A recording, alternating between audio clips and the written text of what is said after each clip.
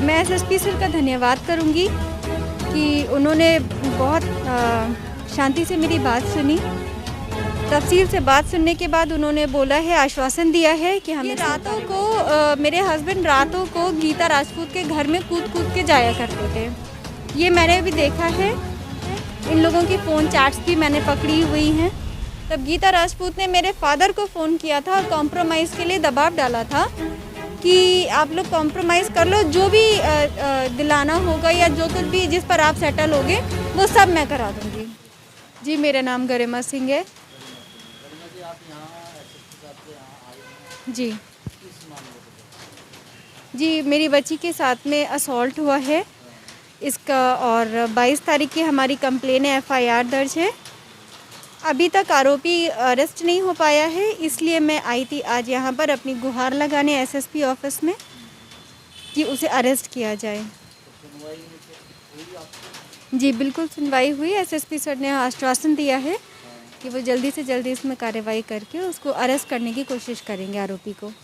मैं आश्वस्त हूँ। मुझे ऐसा लग रहा है कि शायद अब त्वरित कार्रवाई की जाएगी और आरोपी जल्दी से जल्दी गिरफ्तार होगा, बस यही उम्मीद कर रहे हैं। उन्होंने बोला है कि हम कार्यवाही करेंगे और इसमें कोशिश करेंगे आरोपी को जल्दी से जल्दी गिरफ्तार करने की। जी, मैं एसएसपी सर का धन्यवाद करूंगी कि उन्होंने बहुत शांति से मेरी बात सुनी। तफसील से बात सुनने के बाद उन्होंने बोला है, आश्वासन दिया है कि हम इसमें कार्रवाई करेंगे, आप निश्चिंत रहें। और तो अब मुझे थोड़ा तसल्ली है कि हाँ, कार्रवाई होगी। जी जी, मेरे पति ने मेरी बेटी को असॉल्ट किया था, इसी के लिए मैंने एफआईआर दर्ज कराई थी थाना प्रेम नगर में। 22 तारीख को 22 जून की हमारी एफआईआर दर्ज हुई है और आज 18 दिन हो गए हैं और अभी तक आरोपी फरार चल रहा है। हाँ, मुकदमे में पॉक्सो लगी हुई है और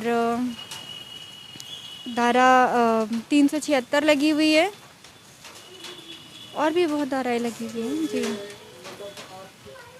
देखिए सर, 2014 में हमारी शादी हुई थी, ठीक है, और मेरी बेटी 7 साल की है अब, और 9 साल होने को आए हैं हमारी शादी को।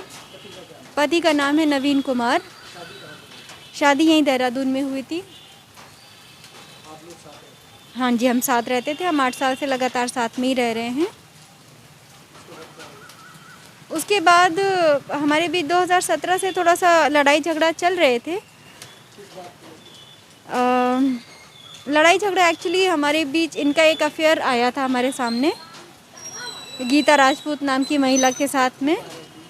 वो वहीं रहती है, हमारे मोहल्ले में ही रहती है। तो लड़ाई झगड़े होते रहे लेकिन कभी इस तरह की कोई बात नहीं हुई। लेकिन मार्च में दिसंबर में जब ये सब मैंने देखा कि बच्ची के साथ में थोड़ा हमें मतलब शक हुआ। मेरी बच्ची ने बोला कि मैं अपने फादर के साथ सोना नहीं चाहती हूँ, मम्मा आपके साथ सोना चाहती हूँ। तो वहाँ से हमारे लड़ाई झगड़े मारपीट में भी कन्वर्ट हुए, फिर हमारे बीच मारपीट भी होने लगी और मार्च में फिर हम चले गए अपने घर।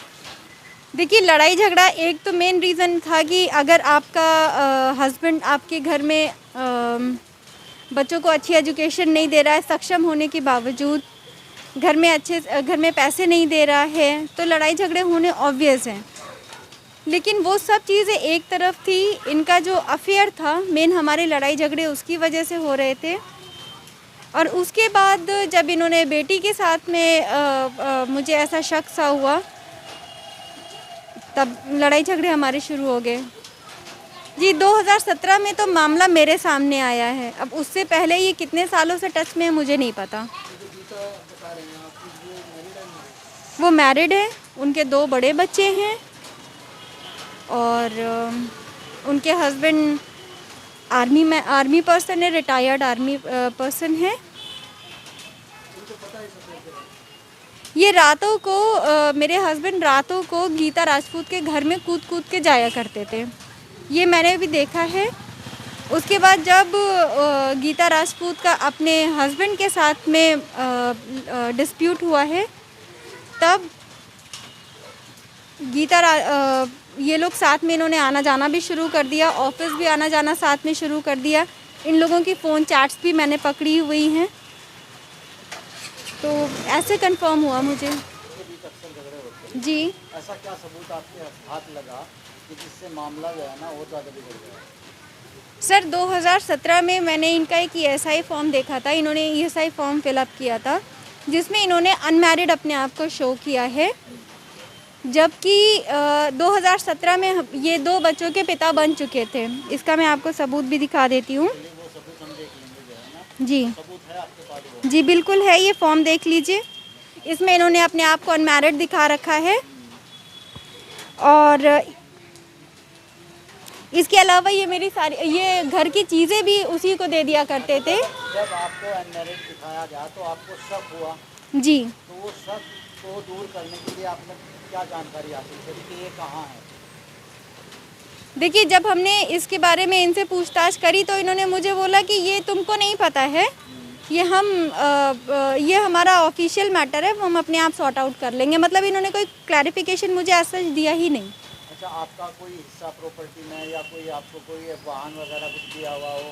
सर मेरे पास मेरे नाम कुछ भी नहीं है, यहाँ तक कि जो स्कूटी मैं ड्राइव करती हूँ वो स्कूटी भी मेरे नाम नहीं है, और ये घर की चीज़ें भी उसी को दे दिया करते थे। कोई ज्वेलरी मेरे पास नहीं है, और जो स्कूटी मैं चलाती हूँ, जब मैं अपने मायके चली गई वहाँ से वापस आई तो देखा वो स्कूटी भी उसी के घर में खड़ी हुई थी। तो फिर वो आपको मिली? तो वो फिर मैंने अपने फादर के साथ में जा कर के उसे रिकवर किया। अच्छा, क्या पुलिस थी?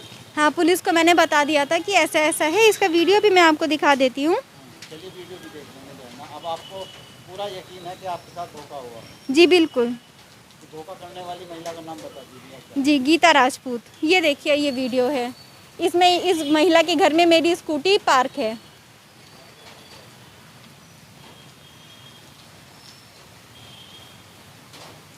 अब आप इस महिला के प्रति क्या चाहते हैं? सर मैं सिर्फ न्याय चाहती हूँ, मैं अपनी बेटी के लिए न्याय चाहती हूँ। जी बिल्कुल, मेरा घर बर्बाद करने के पीछे उसका हाथ है, तो बिल्कुल मैं कार्रवाई करूँगी, लेकिन पहले मुझे जो आरोपी है मेरे हस्बैंड जिन्होंने मेरी बेटी को असॉल्ट किया है, पहले मैं उसको अरेस्टिंग चाहती हूँ। पहले वो अरेस्ट हो जाए, उसके बाद हम देखेंगे। जी एक बात और बताना चाहूँगी कि गीता राजपूत ने, जब मैं अपने मायके चली गई थी अपने दोनों बच्चों को लेके, तब गीता राजपूत ने मेरे फादर को फ़ोन किया था और कॉम्प्रोमाइज़ के लिए दबाव डाला था कि आप लोग कॉम्प्रोमाइज़ कर लो, जो भी दिलाना होगा या जो कुछ भी जिस पर आप सेटल होगे वो सब मैं करा दूँगी। तो आप क्या चाहते हैं? कॉम्प्रोमाइज़ तो हो ही नहीं सकता सर। बच्ची के साथ में अपराध हुआ है तो उसके लिए तो इंसाफ होना चाहिए। मैं तो इंसाफ की गुहार लगाती हूँ।